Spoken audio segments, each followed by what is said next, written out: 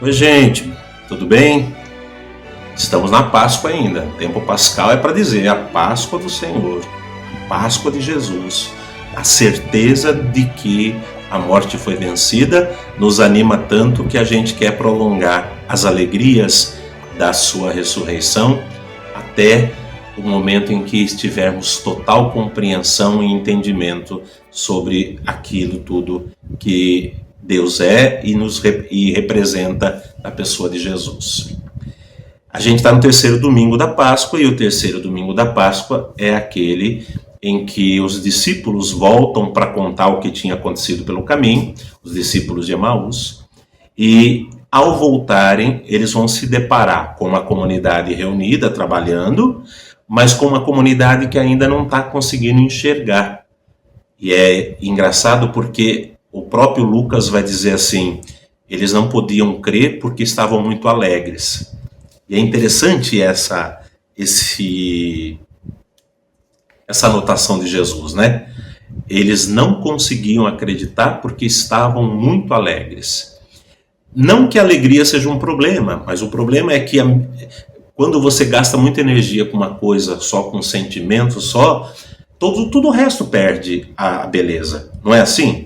Você imagine uma pessoa que ganhou na loto.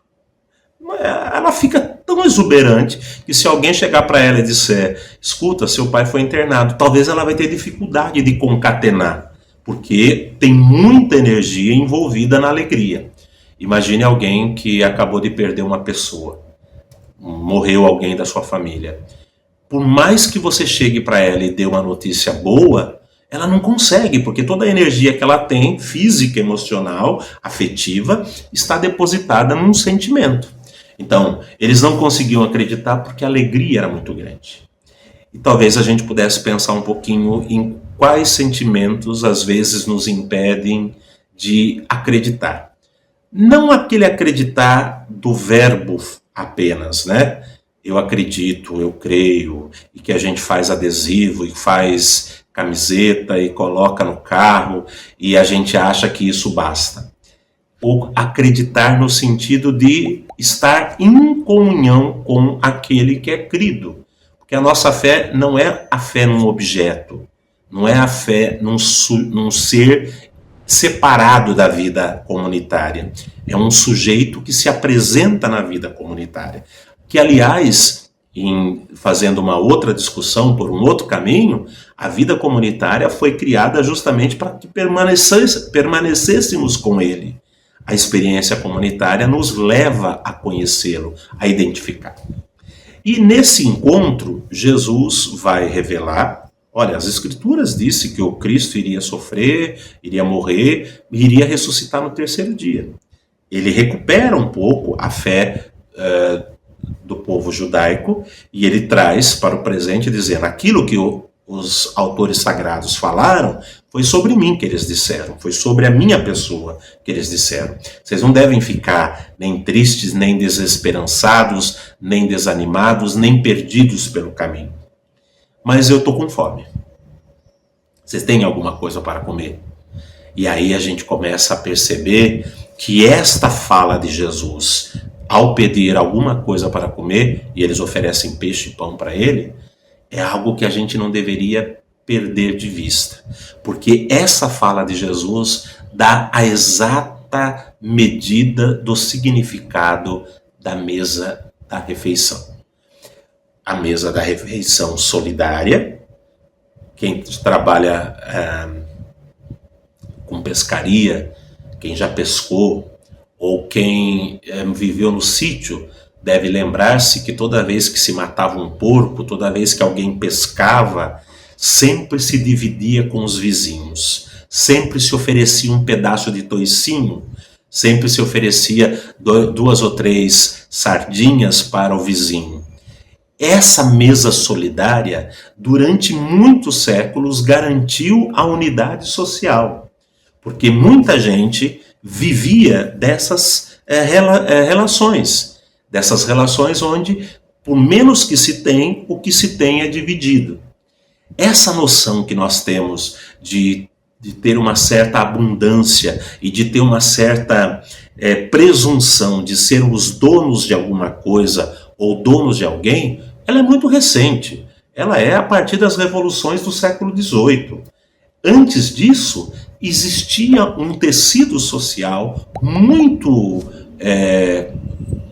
profundo que fazia com que as relações, seja dentro dos palácios, seja na corte, seja na plebe, sempre havia um misto de solidariedade. Inclusive, os locais de ajuda, de acolhida, nos momentos de pandemia, de crise, de guerra, eram justamente os lugares mais pobres. Eram as famílias que moravam naqueles lugares que ninguém ia, onde eram depositados as crianças órfãs, onde era depositado os pais enlouquecidos. Era lá que essas pessoas recebiam acolhida. Essa ideia de que eu tenho a minha casa, que ninguém tem acesso à minha casa, que eu tenho a minha blusa, que eu tenho o meu carro, que eu tenho o meu celular, que eu não deixo ninguém mexer, isso tudo é muito recente. Esse tecido que Jesus tenta privilegiar, vocês têm alguma coisa para comer? E à medida em que eles oferecem o que eles têm, pão e peixe, Jesus está dando a ideia, está dando o modelo, o paradigma de quão importante é a solidariedade na vida das pessoas, no caminho dos cristãos, no caminho daqueles que creem. Mas tem um segundo momento, que é justamente o sentido teológico.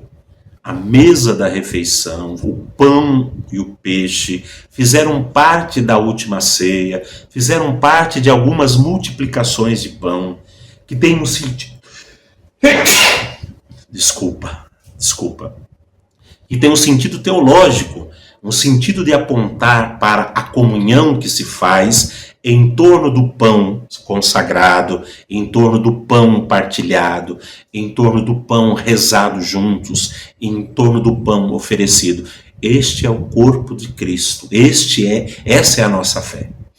Então, no terceiro domingo, nós nos deparamos com esse Jesus que faz essa leitura da realidade, da sociedade, e ele faz essa leitura com maestria, dizendo assim, olha, fiquem atentos, cuidado, olhem com carinho, percebam com carinho o que vocês estão fazendo, o que vocês estão responsáveis por esse tecido solidário e por essa ação sacramental.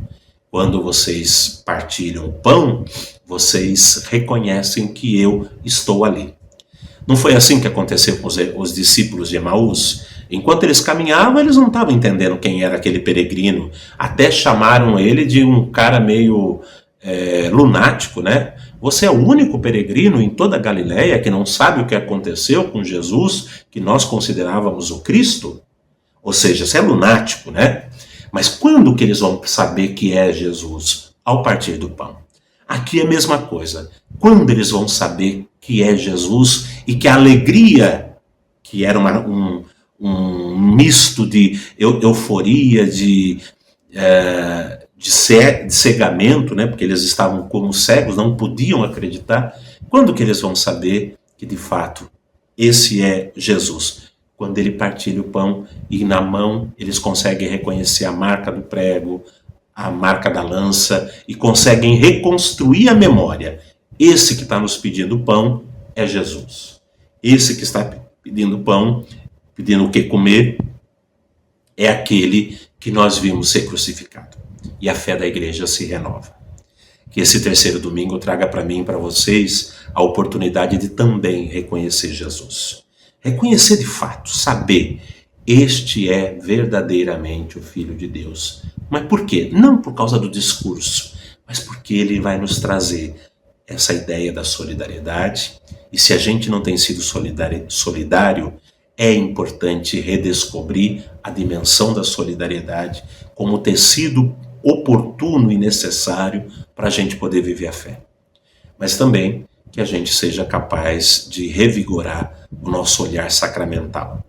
Esse que está nos pedindo pão é aquele que nós vimos morrer, ressuscitado, caminha junto de nós caminha conosco, caminha nos mesmos caminhos que nós. Feliz Páscoa ainda. Um excelente dia, fiquem bem, paz, coragem. Se você gostou do vídeo, por favor, deixe o seu like, compartilha com seus amigos e se quiser pode fazer um comentário, será muito bem-vindo. Um abraço e até a próxima.